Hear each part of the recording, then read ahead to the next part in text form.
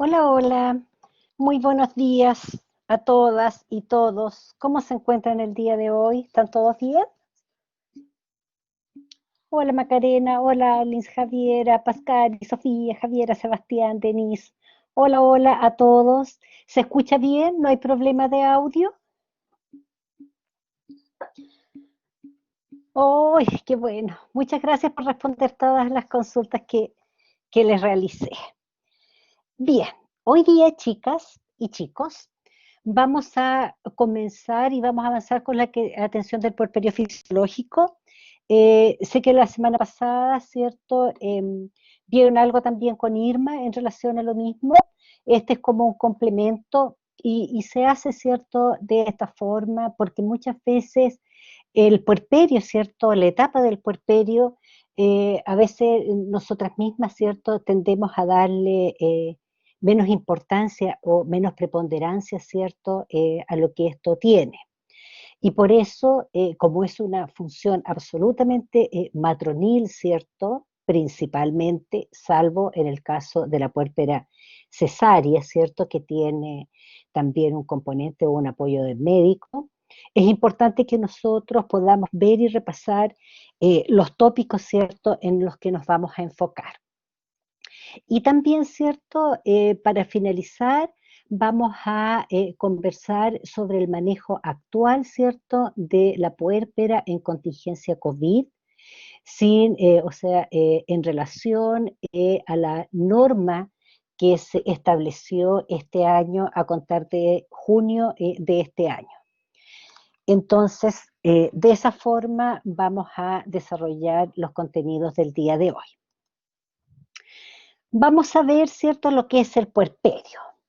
El puerperio, ¿cierto?, es el periodo que transcurre después del alumbramiento hasta los 42 días después del parto.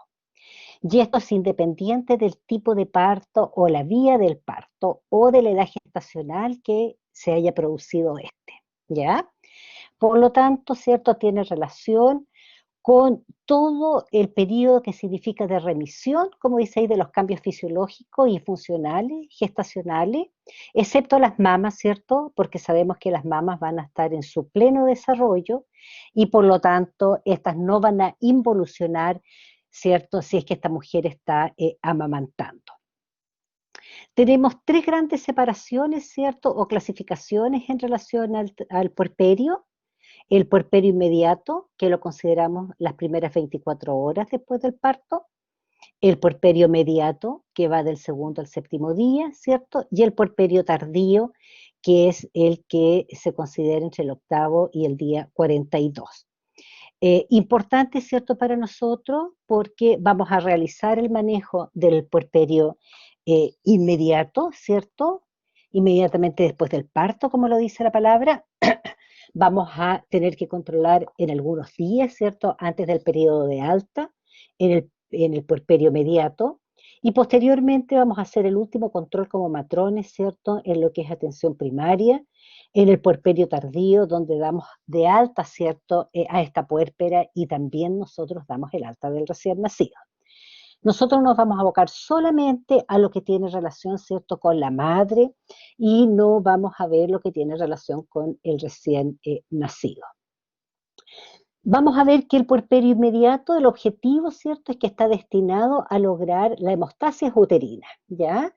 Porque después del parto, ¿cierto?, y después de la expulsión de la placenta, el útero, ¿cierto?, queda sangrante, queda un lecho, como dice ahí, esponjoso, con muchos vasos sangrantes, ¿cierto? Y por lo tanto es importante que se produzca este proceso de hemostasia para poder evitar, ¿cierto?, algún problema de hemorragia o alguna patología después del alumbramiento. Y esta hemostasia a grandes rasgos se va a dar, ¿cierto?, por dos mecanismos que son propios del músculo liso, que son los procesos de retractilidad y de contractilidad, ¿ya? El de retractilidad vemos que es permanente, es pasivo, ¿cierto? Y está dado al acortamiento de la fibra muscular uterina, como en cualquier, ¿cierto?, músculo liso. Y el de contractilidad va a ser un proceso, ¿cierto?, que es intermitente, que está activo, ¿cierto? Y que también tiene relación con el acortamiento temporal, ¿verdad? De la fibra muscular, en este caso, el músculo uterino. El puerperio mediato, ¿cierto? Está orientado a continuar con todos los cambios evolutivos, ¿cierto? Con las transformaciones progresivas que se producen a nivel anatómico y también a nivel funcional. Y continúa con el puerperio tardío, donde ya vamos a tener, ¿cierto?, el regreso paulatino de todas las modificaciones que se produjeron durante la gestación, hasta que estas prácticamente, ¿cierto?, exceptuando las mamas, lleguen a su estado normal previo a la gestación. Esto es como para que nos podamos introducir en lo que vamos a conversar. ¿Qué cambios nosotros podemos observar durante el puerperio? Lo separé en tres grandes grupos, ¿cierto? Todo lo que tiene relación con los cambios físicos, es decir, los cambios anatómicos y funcionales, que están orientados a que estos órganos regresen o retornen al estado, ¿cierto?, preconcepcional, lo mismo que los diferentes sistemas. Pero también tenemos cambios psicológicos que están orientados, ¿verdad?, por este vínculo afectivo entre la madre y el hijo. Y también vamos a ver que por este mismo vínculo, por este mismo proceso, ¿cierto?, que pasa la mujer, se presenta, ¿cierto?, tiene un mayor porcentaje de que se puedan presentar procesos, ¿cierto?, o trastornos depresivos. En relación a lo que tenemos con el vínculo afectivo, ¿cierto? La mujer se va a sentir insegura, a veces con angustia, frustración, como dice ahí, censura social, etcétera. Sobre todo, ¿cierto? Tengan en el ejemplo que es una primípara que se ve enfrentada, ¿cierto? Por primera vez con este recién nacido, al que tiene que cuidar, al que tiene que amamantar, y que ella evalúa, ¿cierto?, que es una responsabilidad tan importante que la va a acompañar el resto de su vida. Y por lo tanto, ¿cierto?, nuestro quehacer también va a estar dado a poder reafirmar, ¿cierto?, todas las capacidades, como dice ahí, las competencias que tiene esta mujer para poder desarrollar este proceso de confianza.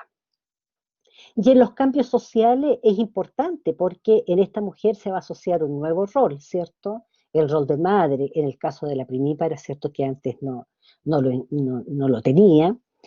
Y, ¿cierto?, es un cambio social importante. Y dentro de este cambio social, lo que es fundamental, que nosotros, ¿cierto?, apoyemos y podamos incorporar al hombre en este proceso, ¿cierto?, de la crianza y de la llegada, ¿cierto?, de este nuevo niño o niña. También, ¿verdad?, nosotros en nuestro quehacer, nuestro control, ¿verdad?, de la puérpera va a estar orientado, ¿cierto?, a que también se producen complicaciones en la etapa del puerperio inmediato. Y para eso, ¿cierto?, nuestro quehacer va a estar orientado a detectar, ¿cierto?, cuáles son los factores de riesgo para poder implementar las medidas profilácticas, ¿cierto?, llegando yo a un diagnóstico precoz para poder realizar entonces un tratamiento adecuado y oportuno. De estas complicaciones, ¿cierto?, lo más habitual, ¿cierto?, que se podría dar son todos aquellos procesos hemorrágicos, procesos tromboembólicos, procesos hipertensivos, procesos infecciosos y sin dejar aparte, ¿verdad?, los procesos depresivos que son muy importantes en esta etapa, ¿cierto?, del posparto. En este puerperio inmediato, ¿cierto?, es decir, dentro de las primeras 24 horas después del parto, yo me voy a tener que preocupar, ¿cierto?, de observar este binomio, es decir, madre e hijo. ¿Qué voy a observar principalmente, ¿cierto?, en esta mujer? Tres puntos importantes. Uno, el vínculo que tiene esta madre con el hijo, ¿cierto?, fomentando nosotros el apego y también fomentando la lactancia precoz. Cuando yo, ¿cierto?, voy a observar a esta mujer, tengo que evaluar porque sé que existe dentro de los riesgos después del parto un riesgo de hemorragia, ¿cierto?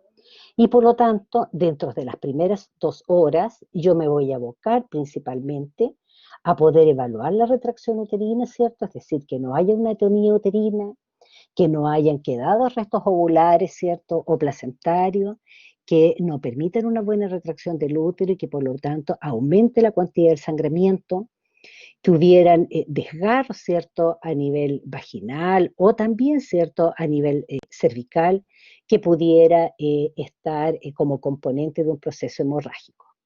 Y dentro de eso, ¿cierto? Yo voy a tener que evaluar si hay signos, ¿cierto? Físicos en mi examen físico, algún signo de alerta, como para poder sospechar, ¿cierto? Una anemia en esta mujer. También, ¿cierto? Nosotros vamos a hacer una vigilancia principal en los sistemas que estuvieron implicados en el parto. Todo el sistema cardiovascular, ¿cierto? A través de los controles de los signos vitales. En el sistema genitourinario vamos a evaluar la diuresis, el estado de la región perianal y también si es que hay una episorrafia, ¿cierto? También vamos a evaluar las condiciones de esta. Y si hubiera una cesárea, vamos a evaluar entonces la pared abdominal, ¿cierto? Para poder determinar si es que hubiera un sangramiento a través, ¿cierto?, de la incisión de la cesárea. Posterior a esto, ¿cierto? Nuestra usuaria va a quedar en una sala de recuperación, donde va a permanecer aproximadamente entre 2 a 4 horas, dependiendo de la evolución que tenga en el puerperio. Vamos a realizar el control de signos vitales cada 1 hora. Vamos a evaluar el sangrado, la retracción uterina también como cada 1 hora. Vamos a evaluar el dolor y si es necesario aplicar administración de analgesia. Y también vamos a evaluar el primer amamantamiento, ¿cierto? Enseñando, hoy perdón, se me prendió algo.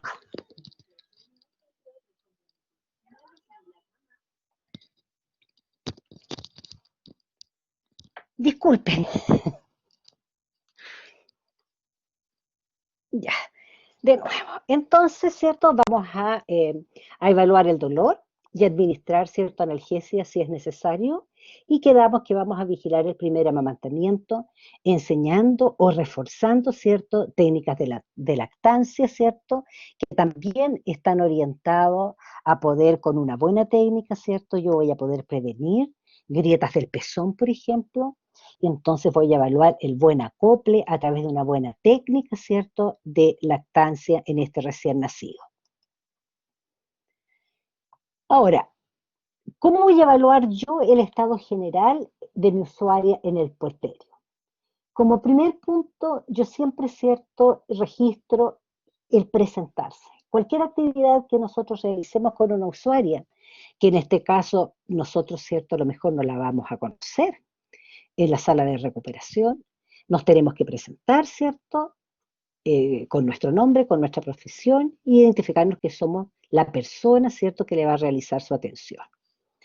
Vamos a evaluar el estado de conciencia, ¿cierto?, de esta mujer a través de preguntas, ¿cierto?, muy simples para ver si está orientada en tiempo y espacio, lo mismo que la evaluación sensorial, la evaluación emocional, cómo se encuentra ella, ¿cierto? Ahora que está acompañada ya de su recién nacido. Vamos a evaluar también la presencia de dolor o intensidad a través de la escala visual análoga. Y vamos a evaluar también si hay signos de deshidratación, ¿verdad?, en esta mujer, si es que ha pasado muchas horas, por ejemplo, en ingerir algún líquido, por ejemplo, o el sangramiento fue muy importante, por ejemplo, ¿cierto?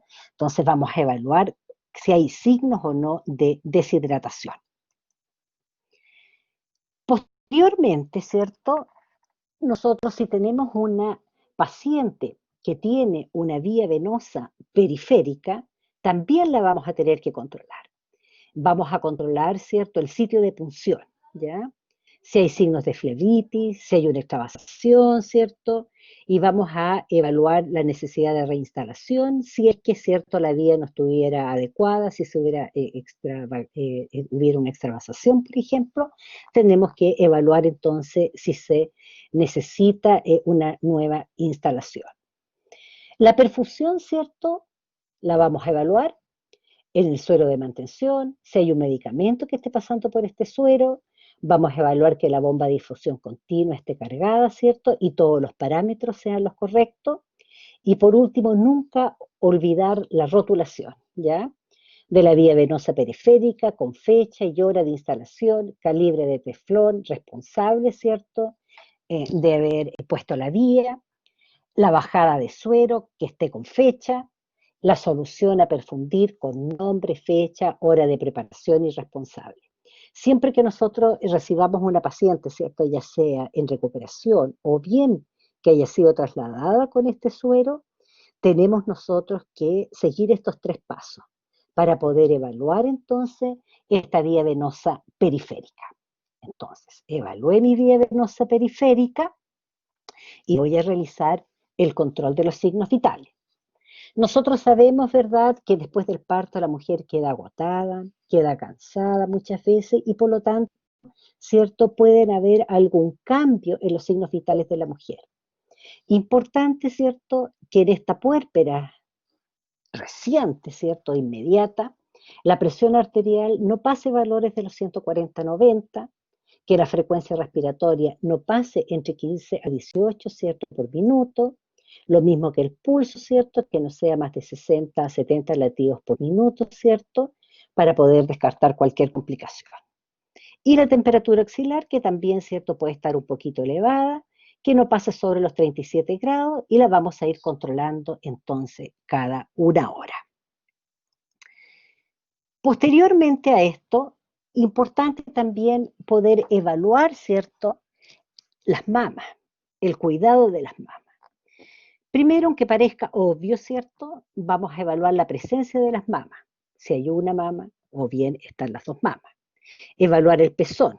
Como ustedes ven en la imagen, ¿cierto?, que está ahí, tenemos un pezón que está muy bien formado, que es apto, ¿cierto?, para la lactancia, pero también tenemos un pezón umbilicado, ¿cierto?, que nos va a dificultar un poco el acople, ¿cierto?, del recién nacido.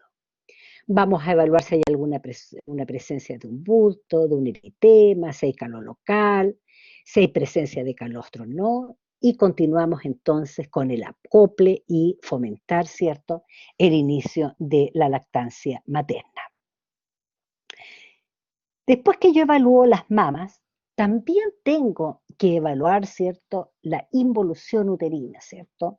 Este útero que formó, ¿cierto?, el globo de seguridad de Pinar. Voy a tener que evaluar, ¿cierto?, cómo ha ido la involución de este útero y teniendo presente que para que este útero pueda involucionar existen tres tipos que se denominan de contracciones, ¿cierto?, en el momento del posparto. La primera, que es la contracción permanente o retracción uterina, que es aquella que ocurre, ¿cierto?, dentro de las primeras horas después del parto, es lo que denominamos en el puerperio inmediato. Y lo vamos a detectar siempre a través de la clínica, ¿cierto?, palpando el fondo uterino, en el hipogastrio, ¿cierto?, y que este tiene que estar duro, que tiene que estar firme, ¿cierto?, que tiene que estar retraído. También existen contracciones rítmicas espontáneas, por eso dice que se superponen a las contracciones permanentes y que también se han denominado como entuertos. Ustedes muchas veces a lo mejor han escuchado, ¿cierto?, que son estas contracciones involuntarias, que producen molestia y producen dolor también, ¿cierto?, en las mujeres. También ocurren en el puerperio inmediato, pero también, ¿cierto?, en las primeras horas eh, del puerperio o en los primeros días. En las primeras 24 horas después del parto, estas contracciones van a ser regulares, van a ser coordinadas y posteriormente van a ir disminuyendo, ¿cierto?, su intensidad y también la frecuencia. Y clínicamente, ¿cierto?, son más evidentes en las multíparas que en las primíparas, ¿verdad? Justamente porque la fibra muscular uterina va a demorar un poco más, ¿cierto?, en poderse retraer o contraer.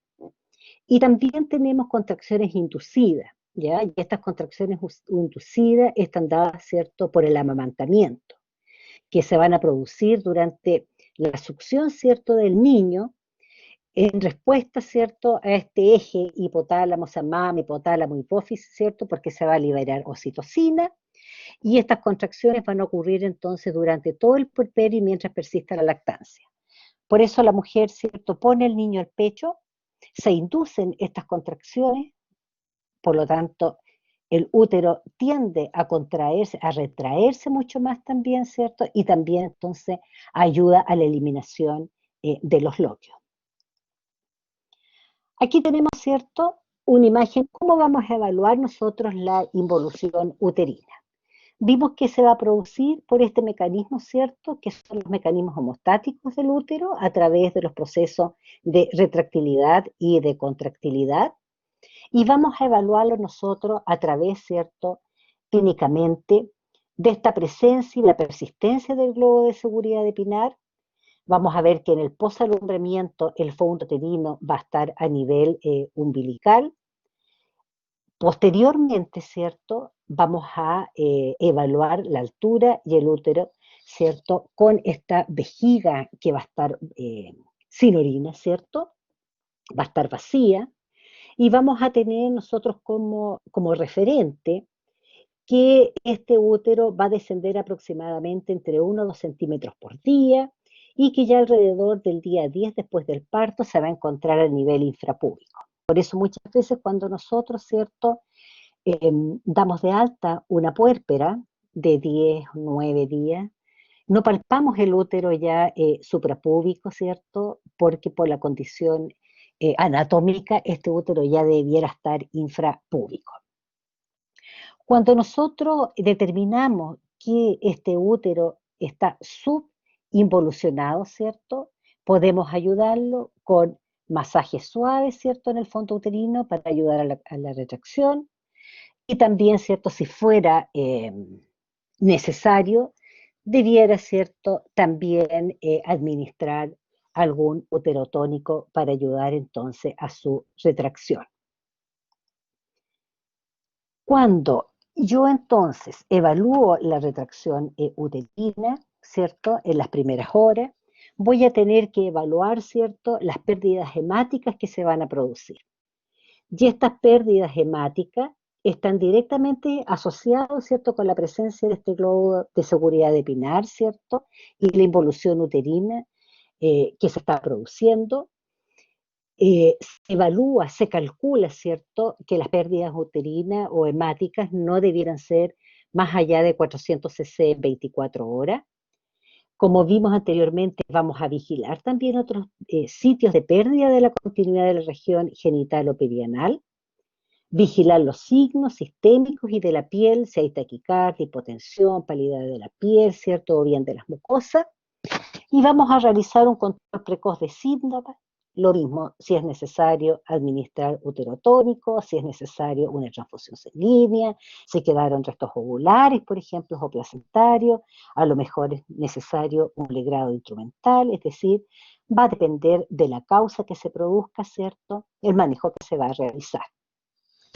Y vamos a tener presente que vamos a considerar como una hemorragia posparto toda aquella pérdida sanguínea, ¿cierto?, que sea mayor a 500 ml en un parto vaginal o a 1000 ml en un parto cesárea, que es lo que se considera como normal de pérdida hemática en uno de estos dos procesos. Las principales causas, ¿cierto?, es el tono uterino, la retención de tejido placentario, traumatismo, o bien, ¿cierto?, si la usuaria tuviera alguna coagulopatía, que no es lo más habitual. Junto con evaluar, ¿cierto?, nosotros las pérdidas hemáticas, vamos a evaluar los lóqueos, ¿cierto? Esta pérdida, ¿cierto?, hemática o serosa o blanca, ¿cierto?, que se va a producir en estos periodos del puerperio. Y la cantidad principalmente la vamos a evaluar por el número de compresos, ¿cierto? Pero también vamos a evaluar qué color tiene, qué olor tiene y que su origen sea uterino, ¿cierto? Y que no sea una episorrafia sangrante, por ejemplo. Los lóqueos hemáticos, ¿cierto?, son de color rojo brillante, con pequeños coágulos y duran aproximadamente 2 a 3 días después del parto. Y tiene, ¿cierto?, olor ligeramente cárnico, como dicen, ¿cierto?, que es como el olor a carne fresca, diría yo, ¿ya?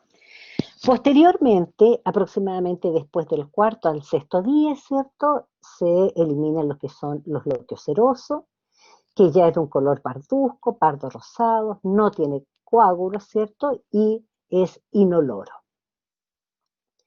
Y finalmente, ¿cierto? Tenemos los loquios blancos, que como lo dice la palabra, que son blancos, cremosos, no tienen coágulos y van a durar 1 a 3 semanas, ¿cierto? Y también son inoloros, salvo que haya un proceso de infección que pudiera tener, como se denomina, un olor rancio, un olor fuerte, ¿cierto? Los loquios, cuando hay una infección, el olor es muy característico, es muy fuerte, no es algo que ustedes pudieran pasar desapercibido. ¿Qué vamos a evaluar en una paciente que tuvo un parto cesárea? Vamos a evaluar la herida operatoria, ¿verdad? Vamos a evaluar que durante el posoperatorio, esta herida operatoria va a estar cubierta por un apósito estéril y en este apósito nosotros vamos a registrar las manchas o los exudados en la ficha clínica. Habitualmente lo medimos en centímetros y lo demarcamos, ¿cierto? Con un lapicito para poder determinar, ¿cierto?, el sitio que tiene entonces este exudado. Si el exudado posteriormente excede los márgenes, vamos a proceder a realizar una curación, ¿cierto? Vamos a cambiar el apósito y a través, ¿cierto?, de una técnica estéril. Ahora, si no existen complicaciones después de las 24 horas de observación, podemos tener dos medidas. Se va a cambiar el parche por un parche impermeable, ¿cierto?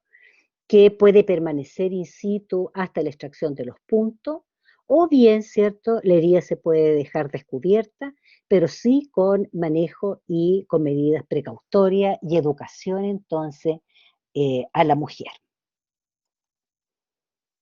También, si nosotros tenemos un parto vaginal, ¿cierto?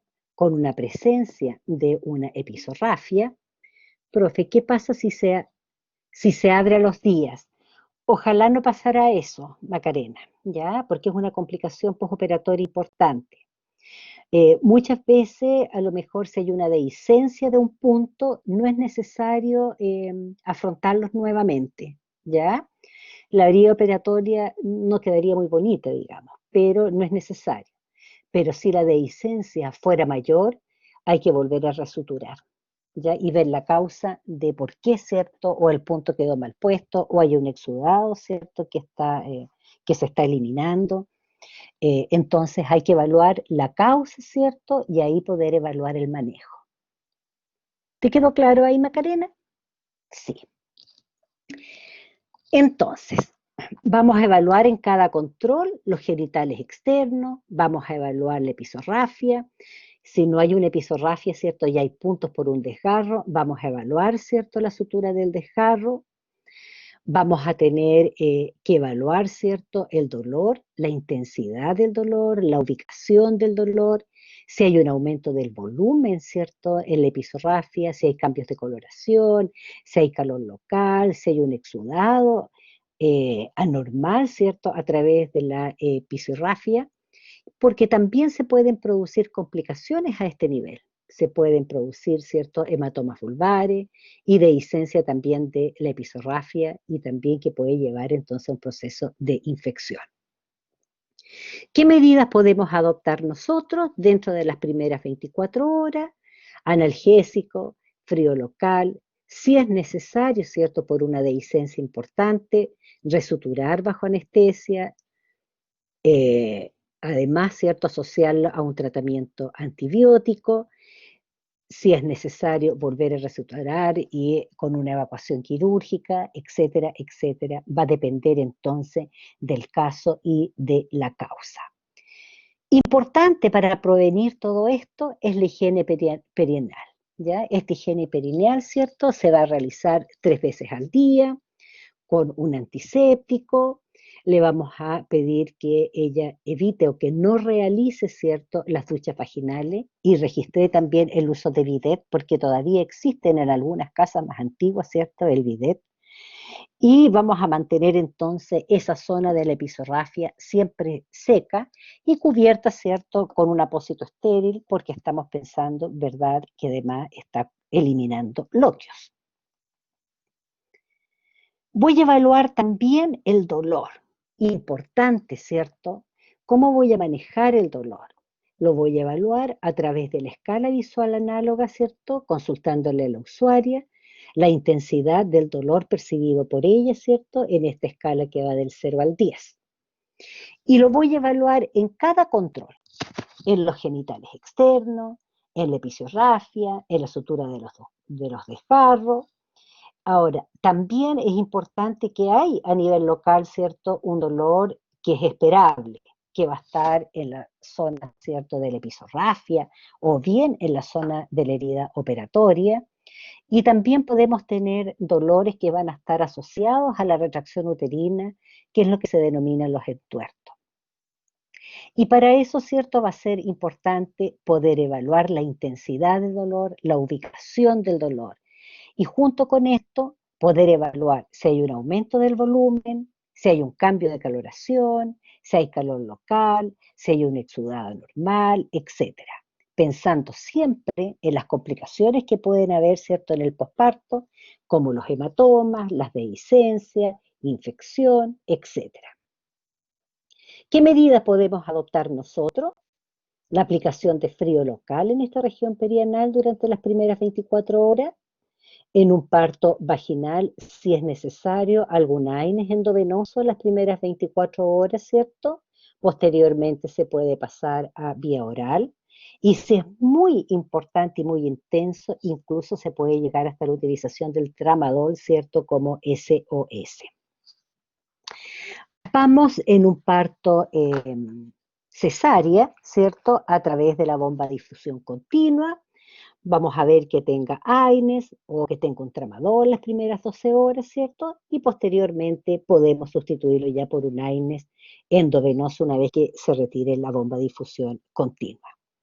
Y teniendo presente, ¿cierto?, que una de las causas importantes del dolor en el puerperio son los entuertos que están producidos entonces por estas contracciones uterinas, ¿cierto?, que están asociadas principalmente también en la succión del pezón y que van a pasar o que van a ir cediendo aproximadamente 2 a 3 días después del parto. También voy a evaluar, ¿cierto?, la analgesia y la anestesia, principalmente en aquellas mujeres, ¿cierto?, que tuvieron parto cesárea. ¿Qué voy a evaluar en una anestesia raquídea? Voy a evaluar la sensibilidad y movilidad de las extremidades inferiores y si hay algún efecto adverso secundario posterior, ¿cierto?, a la punción, como pueden ser las cefaleas postpunción, que es lo más habitual en la anestesia raquídea. Y en la anestesia peridural vamos a evaluar también la movilidad de las extremidades inferiores, si hay una presencia de catéter peridural in situ, ¿cierto?, que esté bien fijado. Vamos a evaluar que no haya presencia de sangrado, ¿cierto?, a través del catéter. Vamos a extraer este catéter, ¿cierto?, previo a la alta de nuestra usuaria y vamos a evaluar, ¿cierto?, si hay efectos secundarios, como que se hubiera generalizado, por ejemplo, el bloqueo, que es cuando las usuarias dicen que se les subió la anestesia, ¿verdad?, porque bloquea más allá de las extremidades inferiores. Pero como esto, ¿cierto?, es de resorte médico y de especialista, también tenemos que tener nosotros presente cuándo va a ser oportuno avisar, ¿cierto?, a anestesiología. Cuando hay una necesidad de una nueva dosis, si la cefalea es demasiado intensa, si hay un dolor lumbar intenso, si hay un déficit neurológico, ¿cierto?, motor o sensitivo, o bien si hubiera una depresión respiratoria menos de 12, ¿cierto?, por minuto, y en casos muy extremos, ¿cierto?, si hubiera algún proceso convulsivo. ¿Qué más vamos a evaluar nosotros? Vamos a evaluar, dijimos, ¿cierto?, la diuresis y el deseo miccional de nuestra usuaria. En una usuaria, ¿cierto?, o puérpera de parto normal, que no está con indicación de una sonda Foley, ¿cierto?, Vamos a evaluar el deseo miccional a las 2 horas después del parto, sin micción espontánea a las 12 horas posparto o la presencia de globo vesical, tiene que realizarse un manejo inicial con un cateterismo, ¿cierto? Intermitente. Y en el caso, ¿verdad?, de una puérpera de parto por cesárea, con indicación, ¿cierto?, de sonda Foley, vamos a evaluar o controlar la diuresis horaria, que debe ser aproximadamente de 35 ml por hora, considerando, ¿cierto?, una oliguria menos de 400 ml por día, ¿cierto?, o menor a 0,5 ml por kilo de peso por hora. Vamos a mantener la sonda Foley por las primeras 12 a 24 horas, vigilando los signos de retención urinaria, ¿cierto?, post retiro de la sonda, y vamos a evaluar, ¿cierto?, posteriormente la presencia, si hubieron o no, de lesiones parauretrales posteriormente al retiro. ¿Qué vamos a evaluar? Muy importante, ¿cierto?, en nuestra puérpera. Nosotros sabemos que es un periodo, ¿cierto?, de alto riesgo de enfermedades tromboembólicas. Y por esa razón, ¿cierto?, vamos a evaluar las extremidades inferiores. No solamente el edema, sino que también la presencia, ¿cierto?, o no, de varices. Vamos a buscar cualquier signo que sea asociado entonces a una trombosis venosa profunda, ¿cierto?, con eh, estas varices, ¿cierto?, si estuvieran asociadas a dolor, si estuvieran asociadas a edema principalmente.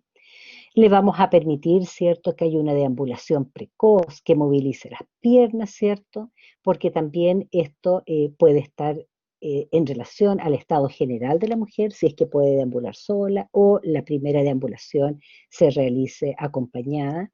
Y también puede haber todavía, ¿cierto?, un efecto anestésico si fue una peridural o una raquidia. Vamos a evitar entonces el reposo, ¿ya? Para evitar entonces todos los riesgos que pueden predisponer a una trombosis. Y vamos a ver que la deambulación también nos va a favorecer, ¿cierto?, a la involución uterina y por consecuencia a la eliminación de los loquios. En relación a la deambulación en un parto vaginal, ¿cierto? Esta deambulación se va a realizar en cuanto haya pasado el efecto anestésico en esta mujer, ¿cierto? Y que tenga la seguridad de poder deambular. Y en un parto cesárea, la deambulación va a estar limitada entonces por este dolor abdominal, pero vamos a estimular la deambulación desde las 24 horas después del parto. Si no es posible deambular, ojalá siempre, ¿cierto?, tuviéramos la posibilidad de que estas mujeres pudieran utilizar estas medias antitrombóticas, ¿cierto?, para disminuir el riesgo, ¿cierto?, de trombosis venosa. Por lo tanto, en esta primera hora, ¿cierto?, vamos a controlarla cada 15 minutos, después cada 30 minutos. Si a las 2 horas este binomio no presenta complicaciones, vamos a gestionar el traslado de puerperio, ¿cierto? Puerperio conjunto, y vamos a informar a la colega que lo va a recibir en qué condiciones esta usuaria fue dada de alta entonces de la sala de recuperación. Ahora, el momento del traslado va a depender, ¿cierto?, de la evolución que haya tenido nuestra usuaria. Ahora, ¿qué nosotros vamos a categorizar y qué es lo que vamos a realizar nosotros en este puérpera, ¿cierto?, con un parto vaginal espontáneo? Vamos a categorizar, ¿cierto?, el riesgo de la dependencia, el servicio que va destinada. Vamos a evaluar que va a estar con un reposo relativo a las 6 horas posparto mínimo, ¿cierto?, por el efecto analgésico, a haber comido o bien por su estado general. La vamos a trasladar con indicación, ¿cierto?, de régimen común, con líquidos abundantes, higiene bucal, control de signos vitales y evaluación del dolor cada 8 horas, analgesia si es necesario, observando siempre la retracción uterina y el sangrado. Vamos a preocuparnos, ¿cierto?, como matrones de la lactancia materna, ¿cierto?, que hay un acople antes de la primera hora después del parto. Vamos a apoyar en técnicas de lactancia, apoyar, ¿cierto?, en todo lo que tiene relación con los procesos psicoemocionales. indicaciones de aseo y confort, indicaciones de prevención de caídas, ¿cierto? Y pesquisar algún signo de anemia a través de un hemograma si es que fuera necesario por una sospecha clínica, por ejemplo. Y para eso, ¿cierto? Me tengo que preocupar de algo tan elemental, ¿cierto? Para poder evitar las caídas, que la cama sea una cama con freno, con baranda, que el recién nacido esté en su cuna y no acostado con la madre, pero sí favoreciendo este vínculo, ¿cierto?, entre la madre, el padre y el hijo o hija que recién llegó. Ahora, ¿cuáles van a ser mis acciones? ¿Qué voy a categorizar, ¿cierto?, en un parto vaginal con forceps? Prácticamente lo mismo. Voy a categorizar el riesgo de la dependencia, el servicio de destino, ¿cierto? Y vamos a evaluar nosotros como matronas, ¿cierto? La evolución de este puerperio, pero siempre que ha habido, ¿cierto?, un forceps, el médico también la va a evaluar el primer día después del parto. Vamos a realizar control de signos vitales y evaluación del dolor cada 8 horas, observar la retracción uterina, la metrorragia y la episiotrafia cada 8 horas. Vamos a aplicar hielo local si es necesario. Vamos a tomar un hemograma a las 6 horas después del parto. Y el resto, ¿cierto?, de las indicaciones, como registré ahí, va a ser igual al manejo, ¿cierto?, o las indicaciones de una puérpera de un parto vaginal no force. Ahora, si yo tengo una puérpera, ¿cierto?, que es puérpera de cesárea, ¿qué voy a categorizar y qué voy a evaluar, ¿cierto?, como matrón? Voy a categorizar el riesgo de dependencia con el control de los signos vitales, evaluación del dolor cada 6 horas. Va a estar en posparto, ¿cierto?, en recuperación alrededor de 2 a 4 horas, hasta cuando haya una estabilidad hemodinámica, ¿cierto?, y hay una buena retracción uterina y el estado general de la mujer sea el óptimo. Y después en sala la vamos a dejar en reposo por 8 a 12 horas, según la condición. Posteriormente va a pasar, ¿cierto?, a reposo relativo, teniendo presente siempre que la primera deambulación sea acompañada y sea asistida. Vamos a retroalimentar, ¿cierto?, progresiva a esta mujer con una alimentación cero las primeras 4 horas, después vamos a administrar suero, luego régimen hídrico por 12 horas, líquido amplio por 24 horas, hasta llegar a un régimen liviano según tolerancia. Va a tener una fleboclisis según indicación del ginecobstetra o el anestesista, y una analgesia endovenosa las primeras 12 horas según indicación médica, luego vía oral según indicación y disponibilidad también del servicio. Vamos a evaluar, ¿cierto?, este apósito que está cubriendo la herida operatoria, que como dijimos, ¿cierto?, podemos poner un apósito impermeable o bien dejarlo descubierto, ¿cierto?, después de las 24 horas. Y pesquisar siempre la misma cosa, el riesgo, ¿cierto?, o una presencia de una anemia a través de un hemograma a las 6 horas después del parto. Ahora, este plan de cuidados por matrón o matrona es el plan, ¿cierto?, que está de acuerdo a las normas técnicas que tiene relación con la atención integral del parto en puerperio del año 2015. ¿Por qué se las menciono? Porque a veces hay divergencias o diferencias en los distintos centros asistenciales, ¿ya? El periodo, ¿cierto?, de estadía en recuperación nunca va a ser menos de 2 horas, ¿ya? Pero a veces el manejo, el control de signos vitales, etcétera, puede estar con alguna diferencia dependiendo, ¿cierto?, de las normas técnicas propias de cada centro asistencial.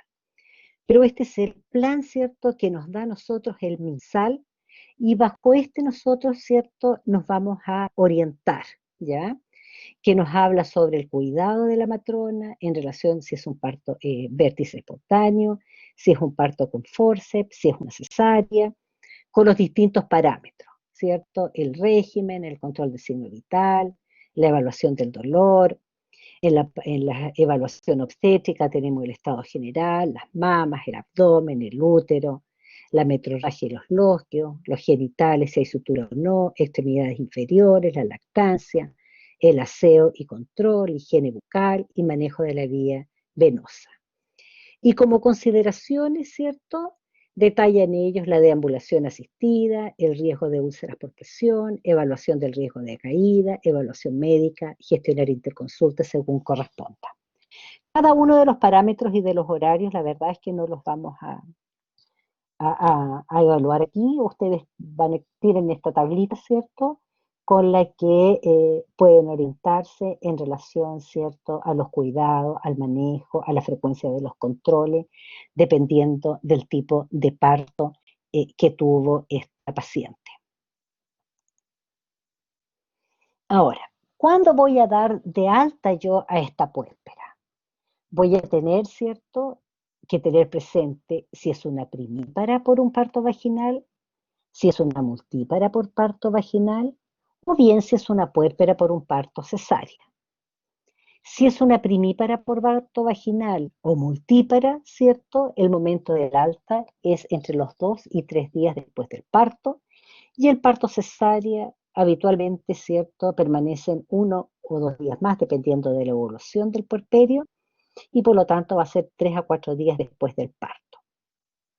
Y en el momento del alta, ¿cierto?, todos estos parámetros que vamos a evaluar. El examen físico y obstétrico que sea normal, que esté en un buen estado general, que tenga ciclo vital normal, que el útero esté retraído, que los bloqueos sean normales, que tenga una buena técnica de lactancia, que tenga un dolor tolerable, que la episiorrafia y la orilla operatoria estén en buenas condiciones y que esté afebril al menos las últimas 24 horas. Le vamos a indicar, ¿cierto?, el control precoz en APS en un parto normal, dice 7 días, cesárea 7 días. La indicación, ¿cierto?, es el control posparto en atención primaria entre el día 7 y el día 10 después del parto, ¿ya? Posparto. Lo ideal, ¿cierto?, que no pase de ese rango. Voy a tener que realizar un alta integral, ¿cierto? No solamente evaluando, ¿cierto?, la condición de la usuaria, sino que también dando educación y realizando todos los registros correspondientes en la ficha clínica y entregando toda la documentación a la usuaria y que no se nos olvide completar su agenda de control prenatal para que en el momento cierto que se realice el alta del puerperio, la colega tenga todos los antecedentes necesarios. Y le vamos a decir, ¿cierto?, que puede ella acudir antes de estos días indicados a una evaluación médica si ella sí lo estima conveniente. Si hubiera, ¿cierto?, algún factor que fuera de riesgo, ¿cierto?, que los bloqueos tomaran mal olor, por ejemplo, que el dolor fuera muy intenso, ella puede ir a control, ¿cierto?, antes de la fecha estipulada. ¿Qué signos de alerta voy a tener yo en el puerperio? Si hay un proceso febril, ¿cierto?, de 38 grados o más por más de 24 horas. Si hay una cefalea invalidante o que no cede con la analgesia, ¿cierto?, o medidas habituales. Si el sangramiento es con coágulos, ¿cierto?, o hay un aumento importante del sangrado. Si hay un dolor en la zona baja del vientre que no cede con los antiinflamatorios y esteroidales. Si hay bloqueos de mal olor, ¿cierto?, si hay dolor, tensión o enrojecimiento en la zona de los puntos o bien, ¿cierto?, de la episiorrafia, si tiene molestias al orinar, como dolor, tenesmo o dificultad al orinar, enrojecimiento, dolor o calor en las mamas, dolor en las pantorrillas o en los muslos con enrojecimiento, ¿cierto?, dolor y calor, o bien si hay un estado de ánimo que esté deprimido, ¿cierto?, con o sin, dice, ideación suicida. O sea, basta que la mujer, ¿cierto?, se sienta deprimida, triste, agobiada y ella necesita, ¿cierto?, un acompañamiento o una terapia o bien, ¿cierto?, es un periodo transitorio, ¿cierto? Nosotros igual lo vamos a catalogar como un signo de alerta, ¿cierto? Porque sabemos que esta mujer tiene mayor predisposición a una depresión postparto. Indicaciones: el alta, puérpera de parto vaginal, puérpera cesarizada, Parto vaginal, reposo relativo, con un régimen común, con abundantes líquidos, control con matrona entre los 3 a 7 días post-alta, ya que coinciden aproximadamente entre los 7 a 10 días postparto. Aseo genital frecuente con agua corriente, ¿cierto? Se permite ducha pero a nivel local, vaginal. Analgesia, ¿cierto? Según indicación. Abstinencia sexual, ¿cierto? Hasta la cicatrización de la episorrafia o cuando la madre no elimine el óquio. Normalmente, ¿cierto? El alta sexual se da después de los 42 días después del parto. Si hay una anemia comprobada, ¿cierto? Se va con tratamiento, ¿cierto? Una ferroterapia. Devolución de información a los centros de APS, que como yo les mencionaba, ¿cierto?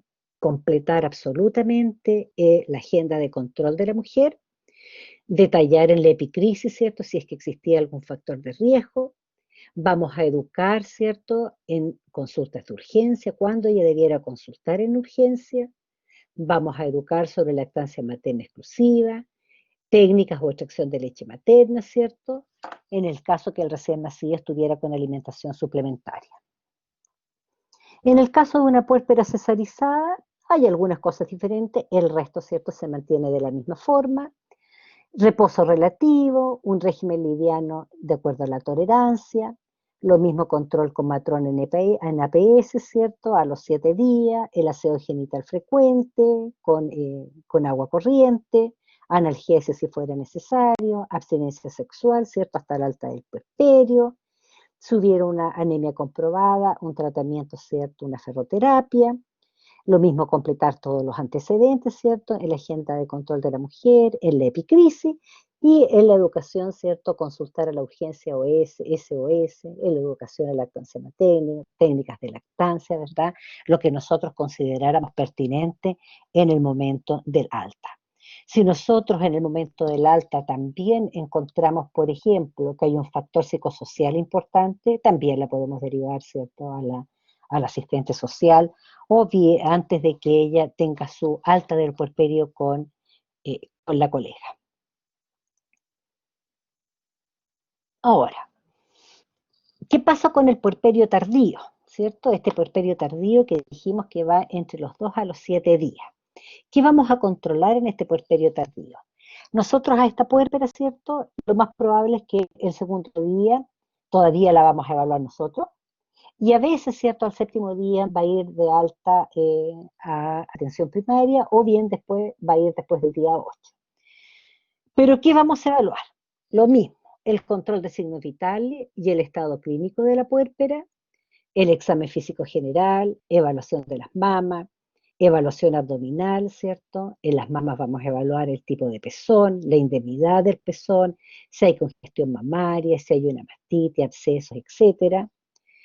En la evaluación abdominal vamos a evaluar la herida operatoria, ¿cierto? Si es que no se haya producido una diástasis de los rectos, ¿verdad? Que es muy poco frecuente. Vamos a evaluar el examen obstétrico, ¿cierto? Evaluando loquios, involución uterina, genitales externos y episorrafia y también la región anoperia vulvar. En la diuresis vamos a evaluar si hay incontinencia urinaria o bien todo lo contrario, si hubiera una retención urinaria aguda. Vamos a evaluar evaluación de la triada o diada, ¿cierto? Si fue un parto gemelar o único, con los cuidados iniciales del recién nacido. Vamos a evaluar la existencia de redes de apoyo, ¿cierto? Y si hubiera alguna anomalía, ¿cierto? Que a nosotros nos consideráramos importante, la vamos a derivar a una visita domiciliaria. En la lactancia materna vamos a evaluar las técnicas de lactancia, que ésta esté bien instaurada. Si hay dificultades para la alimentación, las vamos a corregir o bien vamos a reforzar entonces las técnicas de lactancia y ver la relación que hay madre e hijo. ¿Y en qué la vamos a orientar? En el reinicio de la actividad sexual, consejería en salud sexual y reproductiva y planificación familiar, según citar a segundo control corporal, ¿cierto? Entre los 15 a 30 días, evaluar también, ¿cierto? Y aconsejar sobre los derechos legales de la mujer y el recién nacido en caso que sean mujeres que trabajen fuera de su casa. En el puerperio tardío, que es cuando nosotros la vamos a recibir en el fondo, ¿cierto?, en APS, para poder dar el alta del puerperio y dejarla citada entonces a un programa de planificación familiar. Este puerperio tardío nosotros lo vamos a realizar, ¿cierto?, en atención primaria entre el día 8 y el día 10, o sea, perdón, sí, el 8 y el 10, ¿cierto?, o 7 y 10, y el inicio, ¿cierto?, de planificación familiar va a ser a los 42 días después del parto, una vez que esté concluyendo, ¿cierto?, el periodo de puerperio tardío. ¿Cómo lo vamos a evaluar? Vamos a realizar una anamnesis dirigida, ¿cierto?, evaluando si es que se produjeron algunas complicaciones tardías, un examen clínico general de mama ginecológico, ¿cierto? Si es necesario solicitar exámenes, solicitaremos exámenes SOS. Vamos a reforzar la educación en higiene y alimentación, evaluar la experiencia de la lactancia, ¿cierto? Detectar factores de riesgo, determinar si necesita visitas domiciliarias o no, supervisar, reforzar, corregir técnicas de lactancia, educación y consejería sobre regulación de fecundidad, derivación SOS, el ginecólogo, psicólogo, trabajador social, etc. Nosotros, ¿cierto?, en nuestro box de atención siempre tenemos un cojín de lactancia. Y mientras nosotros realizamos la anamnesis o conversamos con la usuaria, siempre le pedimos, ¿cierto?, que puede amamantar a su hijo en ese momento. A nosotros nos sirve justamente para poder evaluar las técnicas de lactancia, ya que las técnicas de lactancia, ¿cierto?, sean las correctas, y si no, poder corregir las técnicas de lactancia, ¿verdad?, y poder asesorar en ese aspecto. Y en ese momento es el momento oportuno para dar la consejería, ¿cierto?, en salud sexual y reproductiva, porque recuerden que nosotros la vamos a dejar citada, ¿cierto?, a esta mujer para un inicio de planificación familiar o regulación de fecundidad. Entonces, la primera orientación, ¿verdad?, en relación a salud sexual y reproductiva, se la vamos a dar justamente en el momento que nosotros realicemos el alta del puerperio. Entonces, ¿cuáles van a ser nuestras acciones principales durante este periodo del puerperio normal? Vamos a supervisar, favorecer y asistir clínicamente el periodo de transición de la puérpera y el recién nacido.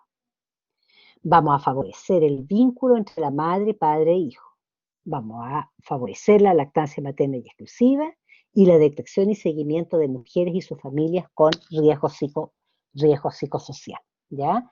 Si es necesario, entonces yo derivaré asistente social, derivaré a psicólogo si fuera necesario, ¿verdad? Porque tengo todas mis redes, ¿cierto?, de apoyo en atención primaria como para poder entonces favorecer a la mujer, ¿cierto?, en la evolución, ¿cierto?, de este periodo puerperal o ya el periodo posparto o cuando ella se encuentre ya como una nodriza. Ahora, lo que vamos, ¿cierto?, a ver a continuación es lo que tiene relación con la norma técnica, ¿cierto?, que salió en junio de este año en relación a las puérperas y al COVID-19.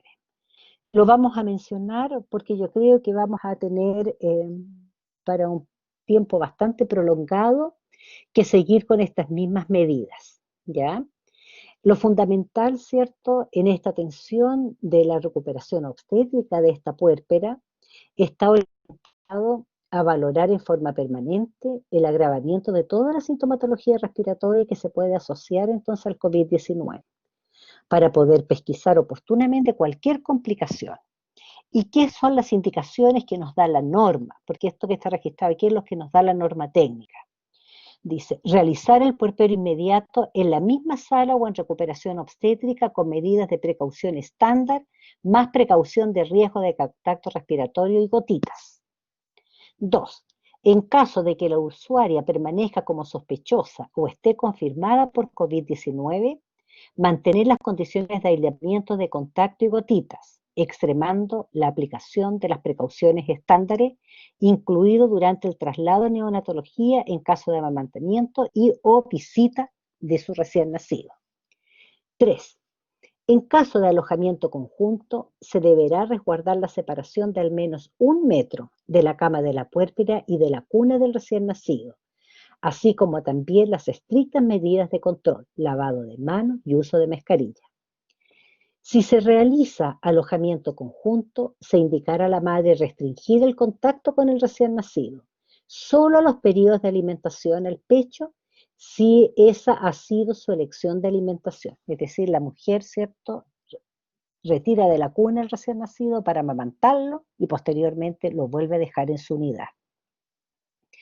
Y realizar monitorización de signos vitales al menos cada 6 horas, incluyendo saturación de oxígeno y frecuencias respiratorias mientras esta usuaria se encuentre hospitalizada. Como les digo, estas son cosas de la norma técnica, ¿ya?, que nos da las indicaciones. Y la puérpera va a ser dada de alta, ¿cierto?, bajo las siguientes condiciones: que tenga una evolución sin fiebre por al menos 48 horas, sin uso de antipiréticos, sin necesidad de oxígeno adicional. Los resultados de laboratorio en normalización si previamente estuvieron alterados el hemograma o una proteína C reactiva, con una radiografía de tórax donde se vea una mejoría de las imágenes radiológicas. Con mejoría clínica, mejoría de síntomas respiratorios y el estado general. Va a ser evaluada por médico internista o broncopulmonar en caso de haber presentado un compromiso pulmonar. Y en su domicilio se va a ir con la indicación de aislamiento domiciliario o cuarentena, ¿cierto?, en su hogar, según el protocolo habitual que tiene en este momento el MinSal.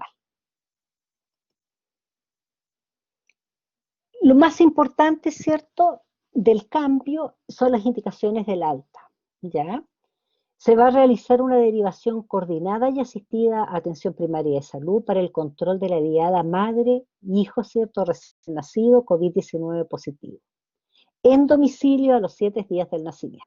Es decir, en estas mujeres, ¿cierto?, el control y el alta de la puérpera y recién nacido entre los días 7 y los días 10 se va a hacer a través de una visita domiciliaria, ¿ya?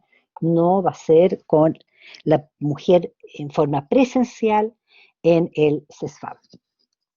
Y lo más importante es que hay que notificar. Se notifica el alta del seguimiento y la condición clínica a epidemiología del servicio de salud correspondiente. Así como se notificó, ¿cierto?, que era COVID positivo, en el momento del alta hay que notificar, ¿cierto?, que la mujer se fue de alta y en qué condición clínica, ¿cierto?, se realizó este alta. Y por último, ¿cierto?, esto también está sobre las orientaciones para el manejo de casos SARS, ¿cierto?, COVID-19 en gestantes puérpera o bien diada, de junio del 2020, que dice: si la usuaria persiste con tos en su domicilio, deberá utilizar pañuelos desechables para cubrir su nariz y boca al momento de toser, posteriormente botar el pañuelo en un contenedor, ¿cierto?, con tapa o bien en una bolsa cerrada, realizar higiene de manos con agua y jabón o con soluciones en base a alcohol.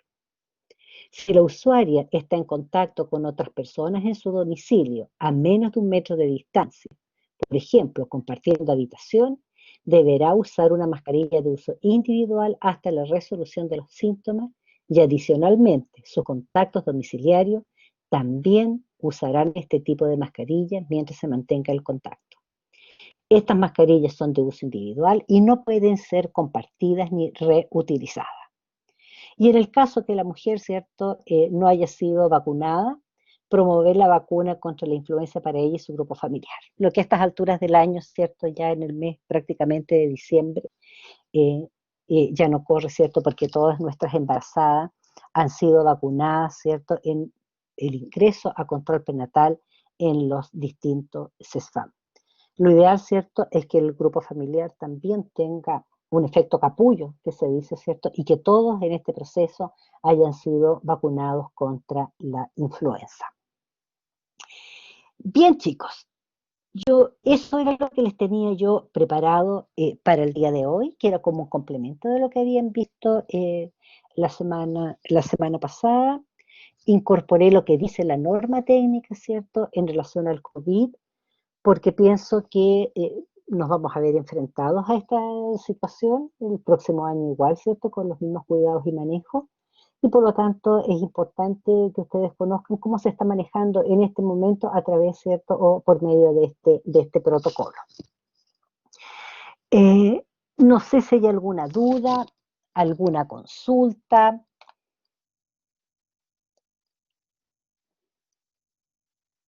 o estamos todas ok.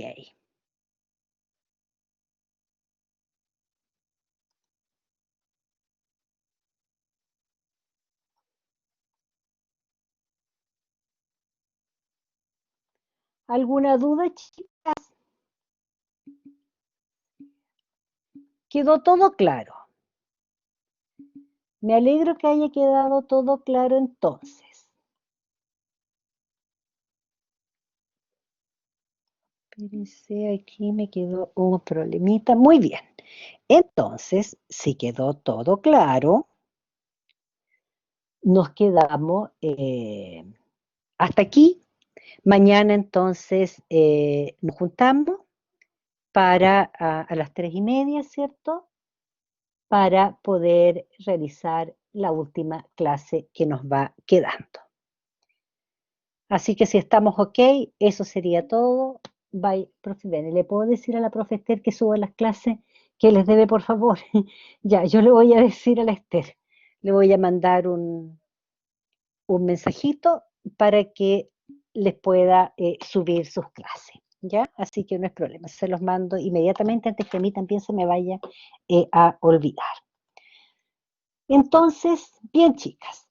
Nos encontramos el día de mañana, vayan a almorzar, deben tener hambrecita, cuídense mucho y que estén muy bien. Chao, chao.